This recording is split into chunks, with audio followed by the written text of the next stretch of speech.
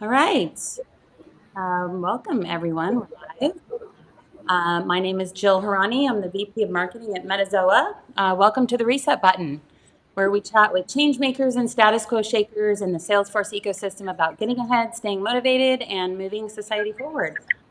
This episode of the Reset Button features Karen Mangia, who is the Vice President of Customer and Market Insights at Salesforce.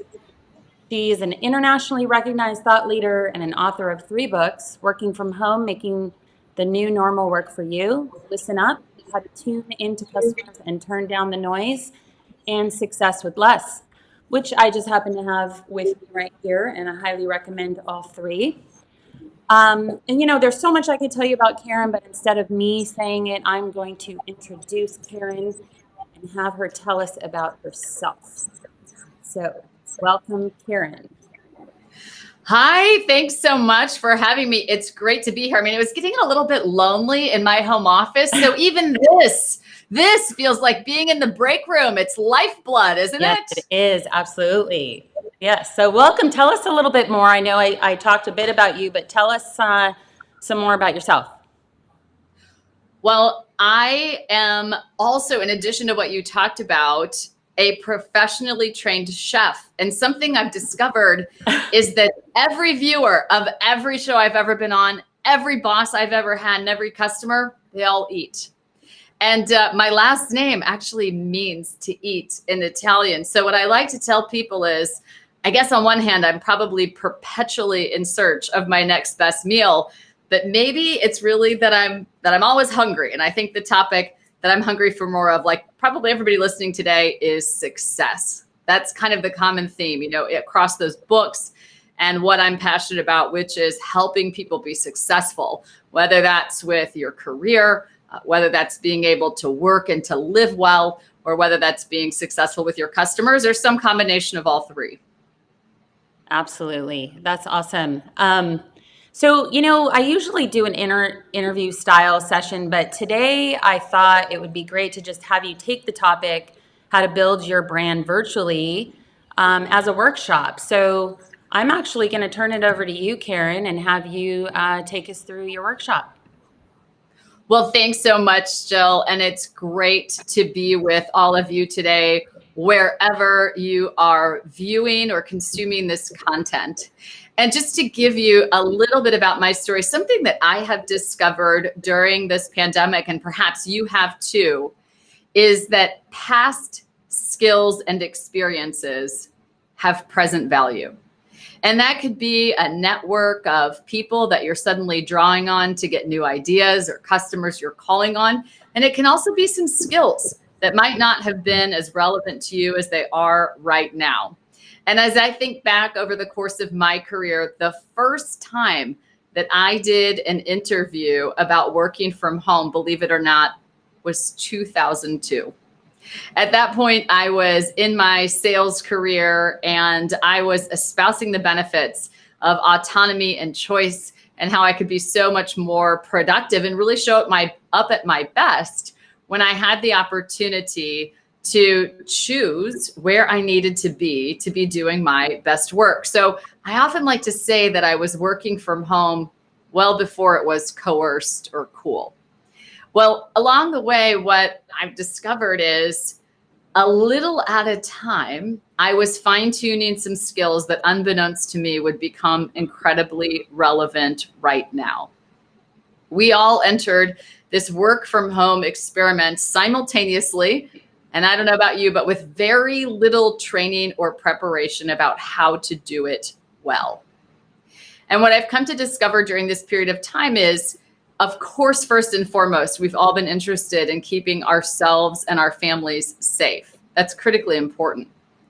What we're also concerned about is continuing the career progress and trajectory that we've been invested in. And one of the challenges that tends to come along with that is understanding how to articulate what makes you valuable in a way that resonates right now. How do you continue to build not only your career trajectory, but your career possibilities in a time when we can't be together as easily in person? Now, for some of you, you might be working physically apart from that boss that you report to or the team that you're a part of for the first time. And others of you may have a little bit more experience. Well, something I discovered along the way that's incredibly helpful and relevant to our time together today is how important it is for each one of us to consider something like, what does success mean to you? And think specifically about career success. Something that's happened for all of us is there's been a shift, and I don't know if you can feel it too. What we expect from work has shifted. You know, in the past, we might have all been willing to endure very lengthy commutes, or if you're like me, spend a couple 100,000 miles a year flying through the air. And what has happened in this new work from home experiment is we're discovering that there are some new ways that we might be able to differentiate ourselves. And we have some new expectations or a new definition of what success means now in light of everything that has shifted. Do you feel that too? Yeah. Well, something that really, I bet you're feeling it, right? I mean, I'm guessing an event like this, Jill, probably would have happened in person in the past, right? Or you would have had some kind of series where people could be together and maybe there was a happy hour before, right? Yep. Yes. Well, so what I start to think about is, you know, the time when I really learned so much and reset my definition of success. I'll never forget the time when some mysterious things started showing up for me that were challenging my ability to stay healthy and to stay safe. And unbeknownst to me, those symptoms, those experiences, those shifts started what became a 3.5-year process of major medical, where I was misdiagnosed multiple times and really struggled to balance or feel some success in my work and in my life because I was physically unwell. And I was living in a state, you know, of not only being ill, but candidly really feeling out of hope. And some of you might be feeling that a little bit right now, today. You might have felt that over the past year. And it might surprise you to look at me now, but along the way of that major medical journey, I gained about 55 pounds. And to clarify, I did not have a baby. My hair fell out. My skin turned gray and my eyes actually changed color. One day I looked in the mirror and I literally did not recognize the person who was looking back at me. So whether the major medical that's disrupting your life and your career right now is coming in the form of COVID or some other kind, I really don't think there's any great medical disruptions that happen. Perhaps you might agree. Well, for me, the gift of that moment, and I was grateful to find, you know, a physician who believed in me and got deeply curious and set me forward on a 5-year healing journey. But what was most important in the shift during that period of time, besides restoring my physical health and well-being, was really developing a healthier relationship with work and with success. See, I often thought, and you might be this way too, you've probably been living it if you're like the statistics we're all reading right now, that more is better. I mean, you know, think about what's happening right now when you're in your home office. I mean, everyone's reporting they're burnt out. And why is that? Because we have led ourselves to believe that managing our brands virtually is a function of being always on and always responsive 24/7 by 365, if you're some folks. And the reality is this. If a high-performing athlete, your favorite professional athlete, showed up on this call right now, and I asked him or her, what's the secret to your success? And they said, the secret is I am always exercising or performing my sport all day, every day. I am in constant motion. You would look at them and think they were crazy. And yet here we are in corporate America. That's how we live, or in your company. We live as if more is the secret to success. And what I discovered and what I share in the book, Success with Less, and what we're going to talk about today, is the secret to your success is less. Less activity, less telling, fewer words on your resume, fewer words in your career story, believe it or not, and more thoughtfully curating where you're spending your best time, your best energy, and your best effort. So I want to ask you a question in the context of this workshop. What's your definition of career success right now? When was the last time you took a pause to think about, first of all, what success means to you? And then what's your next goal? Where are you trying to head next? Because here's the secret of how to manage your career virtually. Success begins with your story.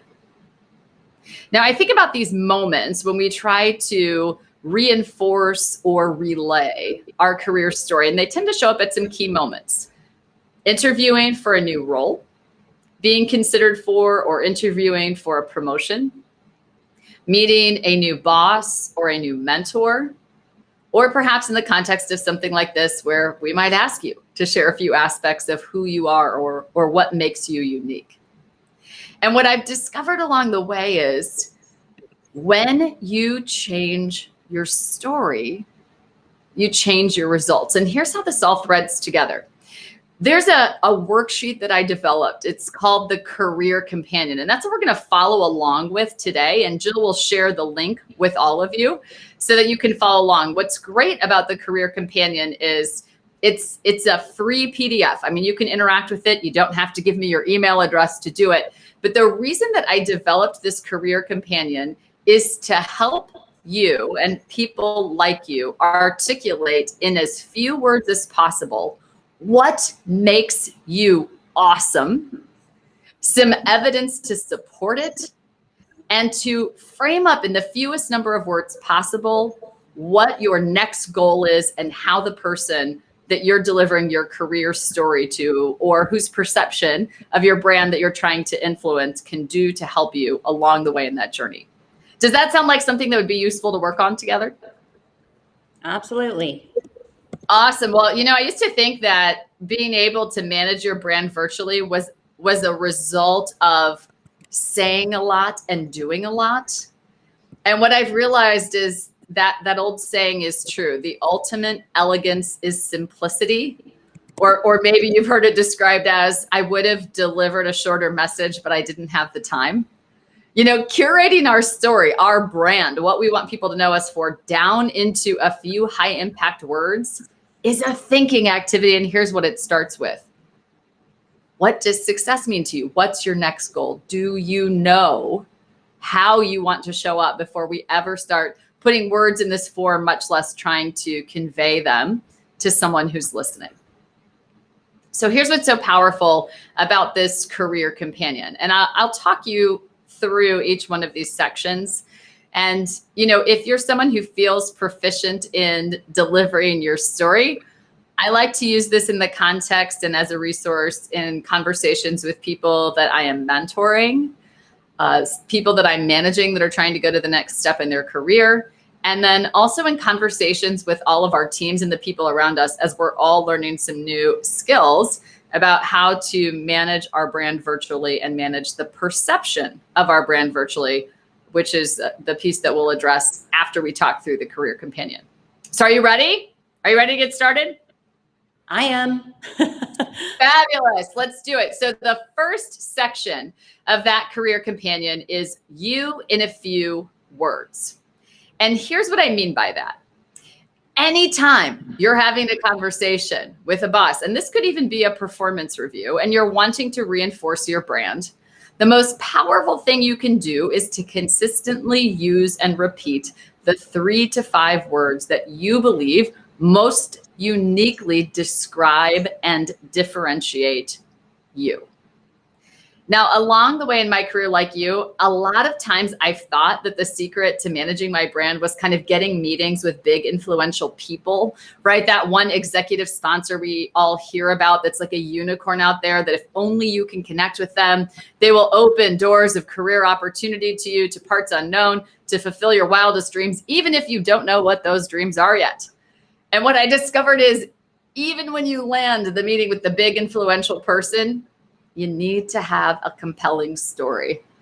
Otherwise, that conversation isn't a gateway to anything other than, well, that's nice. It was nice to meet you. Have you ever had a meeting like that? our best effort goes into refining our story up front. So when I think about 3 to 5 words, I always share a couple of guidelines. First, they need to be authentic, because when you're delivering this statement about your strengths and what makes you unique, you need to be able to use words that you believe to be true about yourself, that you would authentically say and use in a conversation. So this isn't like borrowing a sentence or a phrase that you read somewhere that doesn't really describe you or that was used to help somebody else get results. This is about you. The next thing I say is these words should not sound like they came from a major consulting firm or some kind of a comic strip that makes fun of office life. These need to be words that personalize you, differentiate you, and make you memorable. And so one of the tests that I use on these 3 to 5 words is, when you say them, when you write these 3 to 5 words down, do they describe every single person working in your team who's having the same conversation with your boss about a promotion or a performance rating? If so, revisit your 3 to 5 words. We want you to be memorable. We want your brand to be something that people not only hear, but experience to be true and true of you, something that you can confidently and comfortably reinforce. And then the other aspect of selecting the 3 to 5 words are, we're setting you up to prepare some examples to support the 3 to 5 words that you've chosen.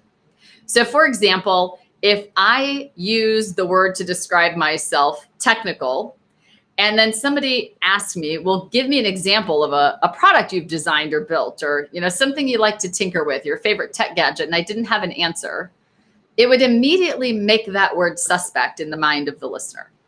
So what we want to do are select 3 to 5 words that set you up to reinforce what makes you awesome with a couple of examples, which is what we'll talk about next. Now, when I think about this, you should be able to easily work the 3 to 5 words that uniquely describe you into a sentence, something like this. My strength is making geniuses human. Now, when I say that to you, how many of you are prompted to have me tell you more? And how many people have you ever said or heard use that phrase? Not very many, right? Well, something I've discovered about these 3 to 5 words is we want to use lots of words, right? Because we think if we use a lot of words, we'll sound very important and very influential. And the reality is people remember brands, whether those are brands of products or brands of people, that are short and simple. Now, if you're struggling to come up with 3 to 5 words that uniquely describe you, what you'll find on that interactive worksheet are a couple of resources to help. First, Strengthsfinder. If you've never taken the Strengthsfinder assessment, something I love about it is that the Strengthsfinder assessment, by function of what it does, returns several words that uniquely describe your strengths. And you don't have to use those exact words if you don't feel comfortable with them. But what's beautiful is each one of those words comes with a paragraph of description. So select a synonym that helps you feel comfortable. And if you're struggling with the confidence in articulating your strengths, which happens to lots of us, that's a very normal phenomenon. It can feel uncomfortable to describe your strengths. It could feel like bragging to some people. What helps is when you take something like a Strengthsfinder assessment, they're pulling from hundreds of thousands of data points. So now it's not you bragging about yourself, it's the facts. It's statistically the facts of how a scientific assessment describes your strengths. Sometimes that can help with the mindset shift to deliver that story with confidence. Another example is there's a free 360 assessment in there.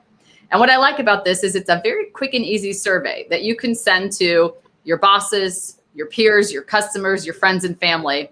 And within that 360 assessment is a question that asks the respondent to use 3 to 5 words that uniquely describe you.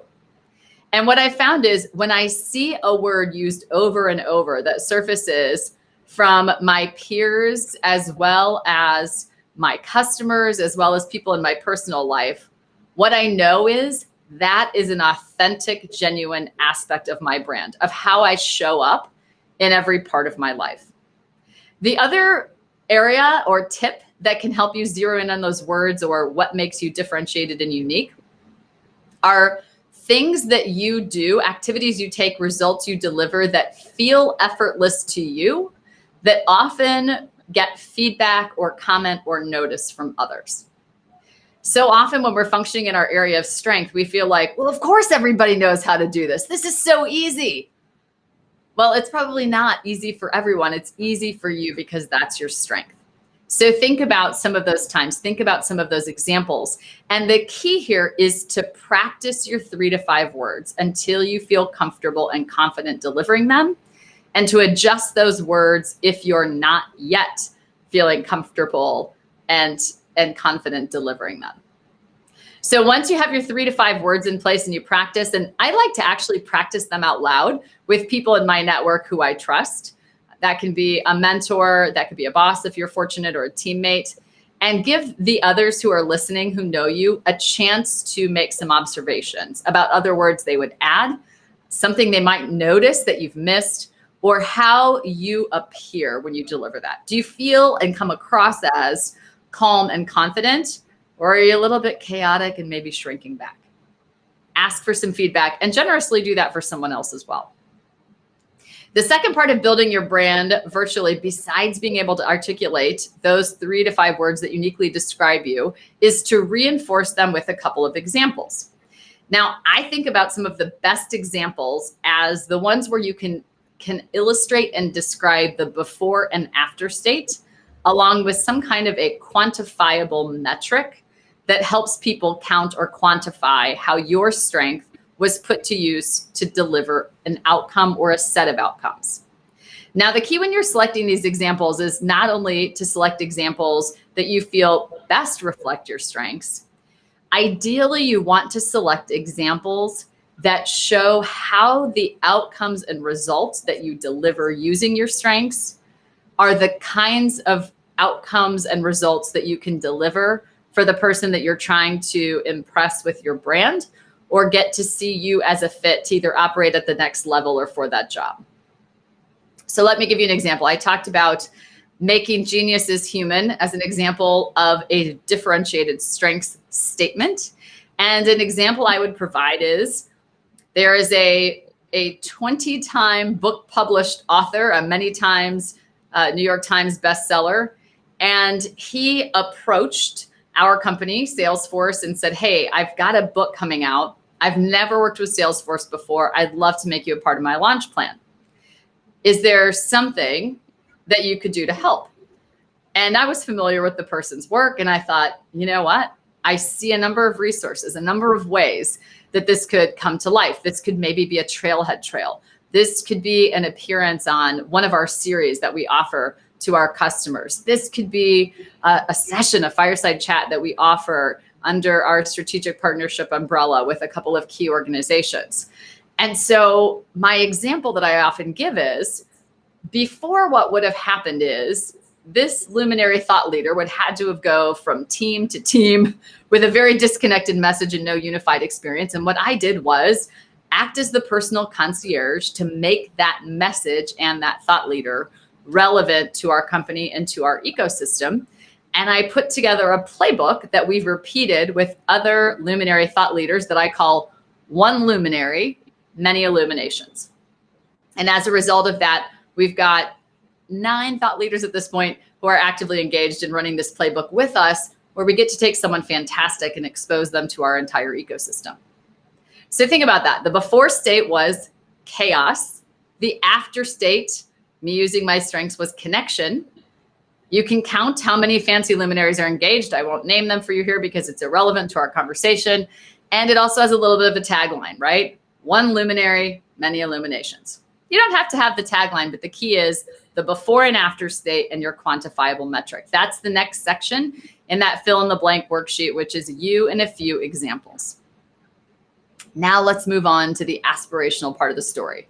Most of the time that we're focused on how to build our brand virtually, it's because there's something we want, right? Something that we believe will unlock new opportunities for us, get us to that promotion, a new job opportunity, whatever that might be.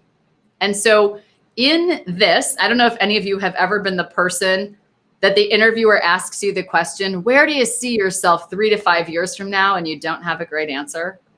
And I often say on the receiving end, when I ask people, okay, well, so you want to work at Salesforce, or you want me to help you, where do you see yourself in 3 to 5 years? I'm often on the receiving end of something I know I've done myself, which is, in the absence of thinking about 3 to 5 well-curated words, the answer sounds something like these. Well, I'd really like to be in a team or in a role where I can continue to learn, and I can really be a great team player, and I can, continue to grow and have opportunities and. Well, see, the challenge is the person that you're talking to doesn't know how to help you when you can't articulate what you want, and specifically what you want from that person.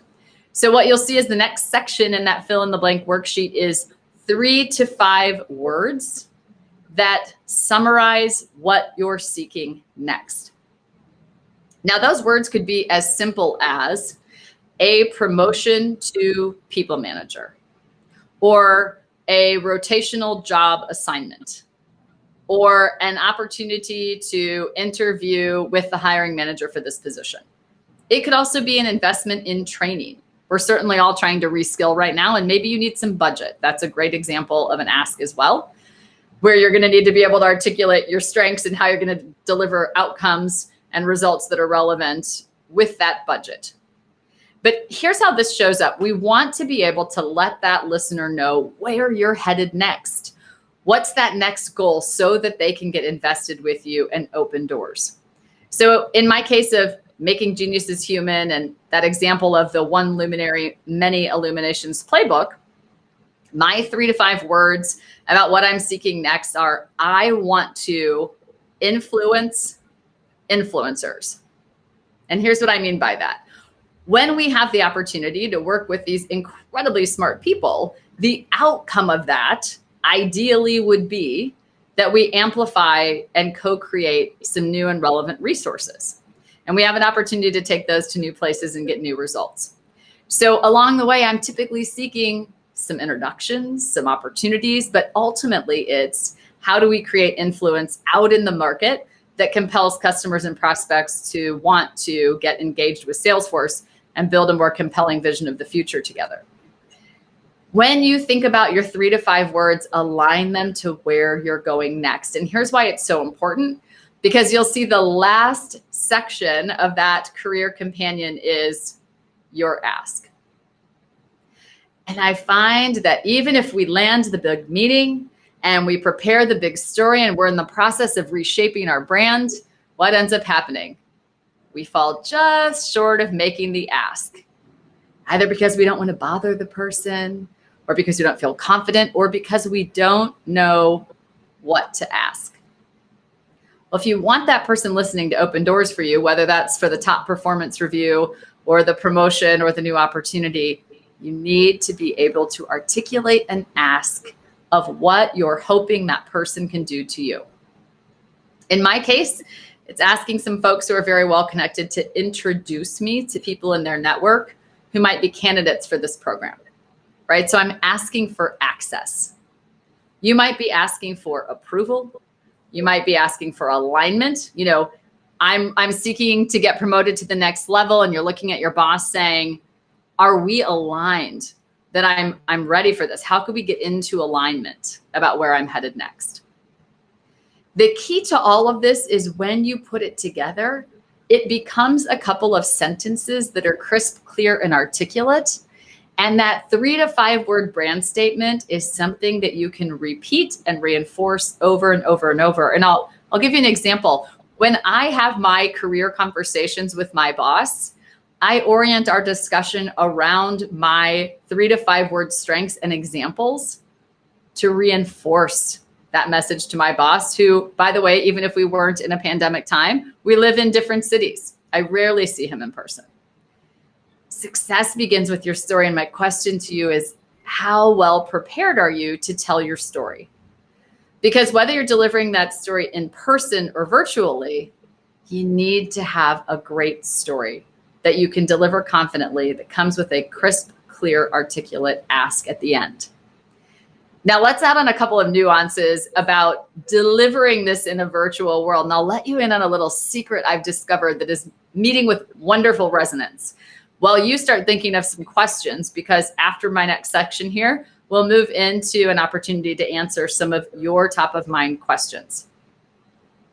Something that I've discovered about this virtual world, and you might have too, is because we're on so many of these longer meetings, right, that happen over video, sometimes it gets easy for even that influential person that we're listening to, that we're trying to build our brand with, to tune us out.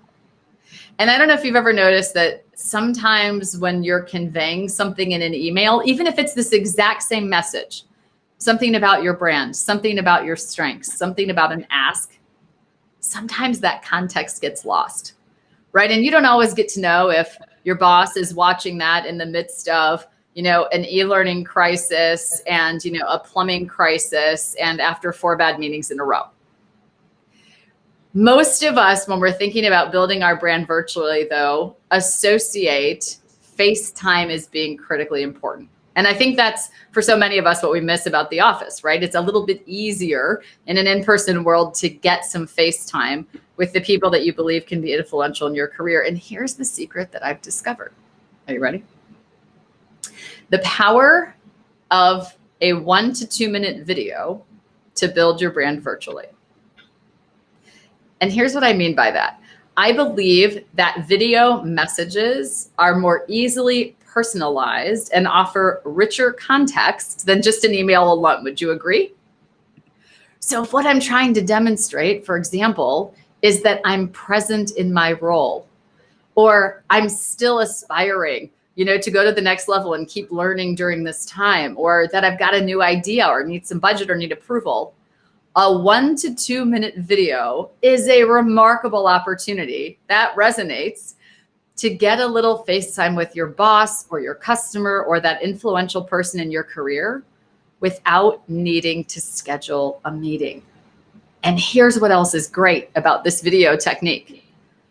It's differentiated and memorable. Your boss can watch your video message asynchronously from a calm state, calm place, and you're more likely to get a yes. You can easily get FaceTime without consuming your boss or influential person's calendar time. And the most critical of all, a video message is an opportunity for you to show up at your polished and practiced best.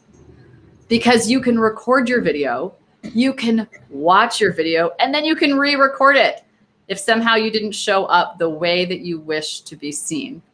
And I'll give you an example of how I used this recently in kind of a brand building or brand shifting conversation with my own boss.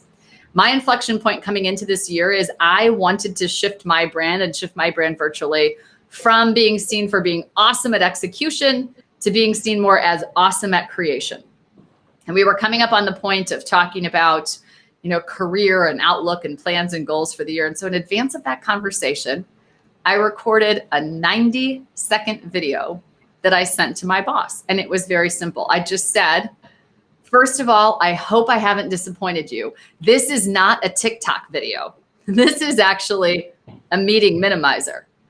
I'm sending you this quick video snippet to let you know how much I'm looking forward to our career conversation. And what I'm really working to do is to shift my brand from execution to creation and to scale this one luminary, many illuminations play we've been talking about. I look forward to diving deeper into that and making sure we're aligned, that is a valuable priority for this year, and then talk about how you can best support me in realizing results. Guess what? I got to record that video a couple times before I sent it. My boss knew exactly what we were going to talk about coming into that conversation and therefore knew how to prepare. And he also remarked, thanks so much for being a trailblazer in how we work. He's like, I love how you're communicating with me. This video idea is great. I wish more people would do it. And what I did was I started in that video a little steady drip of my brand, how I was trying to shift my brand, how he could help me shift my brand, and set him up for success by coming to our conversation with a list of ideas about how he could help, as opposed to perhaps having an empty brainstorm in the moment. So as you work on your story, I encourage you, try out this snippet for how to build your brand virtually. It's part of my secret sauce, which is giving you more face time without taking up more calendar time. With that, I'd love to take some questions. Jill, from you, from our audience. I just have to say I love that idea. I never even thought of doing a video. And it's like how many times I've taken photos of myself and you put one photo out and people are like, oh, you're so photogenic. No, I took 100 before I found that one to put out there. So you can actually edit and redo and give your best in that one video. I love that. Yes, and I've even done, this is so funny, just to reinforce an important point. I mean, I've done something as low tech, are you ready for this, as taking a blank index card or a blank piece of paper and writing with a Sharpie marker an important word that I'll hold up to the camera for just a brief moment, right? This doesn't have to take a whole bunch of time, because I don't know about you and I don't know about your listeners, but I think something that happens in this virtual world is part of the reason we convince ourselves we have to be always on and always available is kind of the work or career version of like fear of missing out. Like, if I don't instantaneously respond, right, to my boss or my customer, they, whoever they is in your world, will think I'm not working and that I'm not serious about my career. And what I've discovered is I don't need to always be on, but I do need to be consciously present. And that little curated video says, listen, I'm trying to think with you about how we could communicate effectively without that taking up a lot of time for both of us. So here's what I'm going to try. Could you give me some feedback about whether or not this is working for you? And I find that people are so refreshed by a new mode of communication. And as I've coached some people through this technique, if you're someone who struggles with being articulate or public speaking, or you're the person who freezes in the moment, this is a wonderful tool to help you show up at your absolute best, because you get to edit and revise yourself. There's no like moment of regret of, oh, I wish I would have said something different, or, oh, I wish I would have taken that pause, or why didn't I ask this person for help when I had the moment of opportunity? Yeah, absolutely. I was thinking the message of, not of success with less, of not always being, answering that email or being available or whatever, is such a good message, because I think when you finally get to that point where you step away, some of your most brilliant ideas come to you because you're not constantly focused on the things that are coming at you. You have a moment of clarity where you can think. I often do it in the shower. I'll come up with an idea while I'm showering. It's like I'm not thinking of work, but something will come into my brain and I'll go, wow, this is a great idea. I'm going to present this idea. Just having those moments, I think, are super important to just do your best and be Yes, and that's the success with less formula. Pause, ponder, prioritize.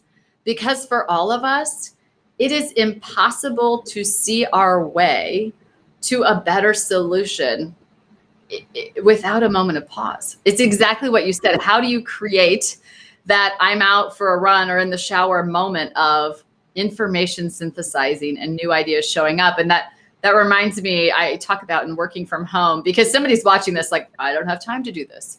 I don't think you understand how busy I am. As a matter of fact, I do. And here's what I would offer to you, which my 3 challenge questions to ask your calendar, ask your to-do list, and a bonus question. Does it have to be? Does it have to be me? Does it have to be me right now? And the bonus question, does it have to be a meeting?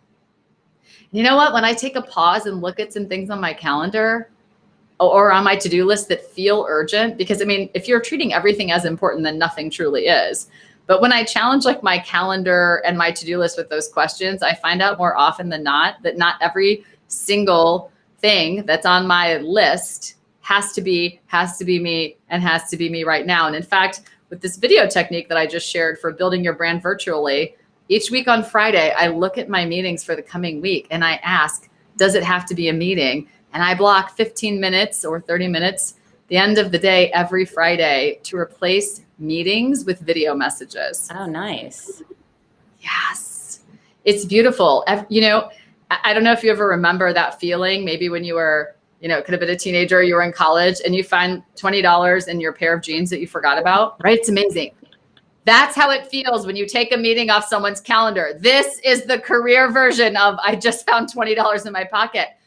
Your boss, your influential person will want to talk to you all day long. They'll be happy to have a meeting when they realize you're thoughtful about that meeting and that that meeting has a purpose and that you're finding some other ways to effectively communicate and build your brand virtually without always defaulting to the video meeting. Yep, that's great. I love that analogy. That's awesome. Well, we're not getting any questions in. Are there ways that people can reach out to you and maybe ask you questions after this?